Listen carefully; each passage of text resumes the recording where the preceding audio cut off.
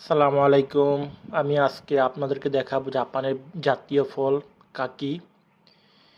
আমার বাসার বারান্দার খুব কাছে অন্য একটা বাসার সামনে একটা বড় কাকি গাছ আছে। সেই গাছের মধ্যে অনেকগুলো ফল ধরে আছে, এই যে আপনারা দেখতে পাচ্ছেন। কিন্তু দুঃখের বিষয় হচ্ছে জাপানিদের একটা বদ অভ্যাস হচ্ছে, যে কোনো ফল তারা নিজেরা তেমন খাবে না, অন্য কেউ যদি এখান থেকে নিয়ে খেতে যাও তাও তারা দিবে না। এগুলা নিচে পড়বে, পাখিরা খাবে, তারাও খাবে না, অন্য কাউকেও খেতে দেবে না।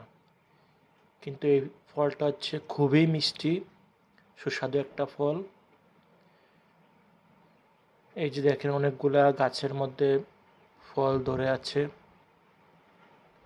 আমার নিজের ইচ্ছে করতেছে কয়েকটা নিয়ে আসি, কিন্তু অসম্ভব, ধরা যাবে না। সবাই ভালো থাকবে।